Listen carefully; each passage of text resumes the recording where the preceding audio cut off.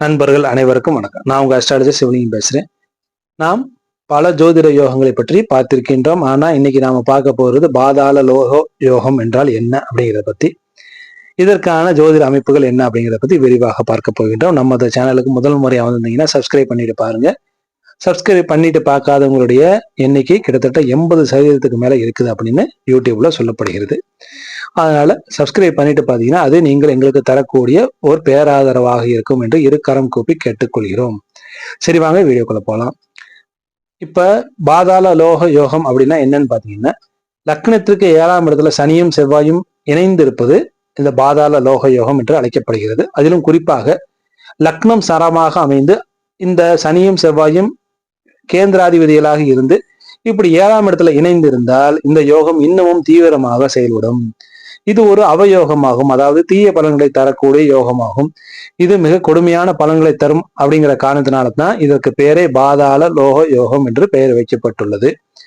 இப்ப உங்களுக்கு உதாரணத்துக்கு மேச லக்கணமாக போட்டு 7ஆம் இடத்துல செவ்வாயும் சனியும் இருக்கக்கூடிய சூழ்நிலையாக இருந்ததுன்னு சொன்னா, இந்த ஜாதகர் பாத்தீங்கன்னா முதல்ல ஜாதகர் பிடிவாதக்காரராகவும் முரட்டு குணம் உள்ளவராகவும் இந்த யோகம் மாற்றும். அதோடு யாரோடும் ஒத்து போகாத குணத்தை ஜாதகருக்கு ஏற்படுத்திவிடும். எந்த லக்கணமாக இருந்தாலும் சரி 7ஆம் இடத்துல இருக்கக்கூடிய சனி இந்த மாதிரி பலன்களை தரும். மேச லக்கணம் மட்டும் எடுக்கக்கூடாது. உதாரணத்துக்காக நாம இன்னைக்கு மேச லக்கணம்னு போட்டிருக்கோம் அந்த இடத்துல.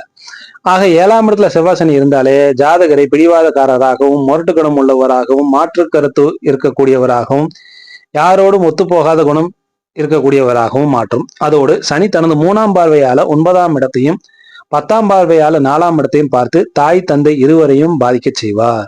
செவ்வாய் 4ஆம் பார்வையால 10ஆம் இடத்தையும் 8ஆம் பார்வையாக 2ஆம் இடத்தையும் பார்த்து கெடுப்பார். ஆக தொழில் மற்றும் வருமானம் இரண்டுமே பாதிக்கப்படக்கூடிய சூழ்நிலையில வந்துவிடும். 7ஆம் இடத்துல இருக்கக்கூடிய சனி செவ்வாய் திருமண வாழ்க்கையையும் குடும்பத்தையும் பாக்கியத்தையும் சுகஸ்தானத்தையும் பாதித்து விடக்கூடிய சூழ்நிலையில அமையும்.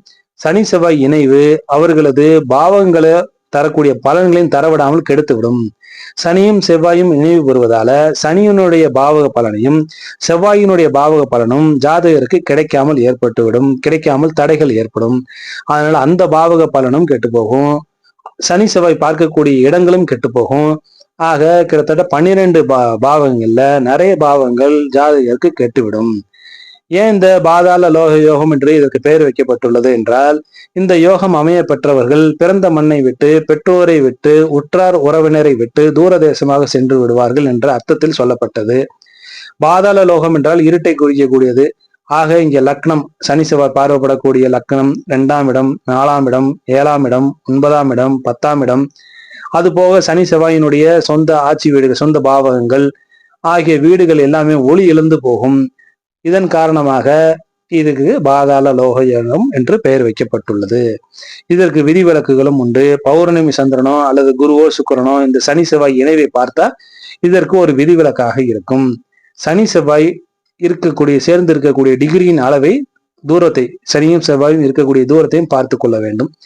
இது கிரக யுத்தத்தோடு சேரக்கூடியது. ஆக இந்த 2 கிரகங்களும் மிக உக்கிரமாக மோதக்கூடிய கிரகங்களாகும்.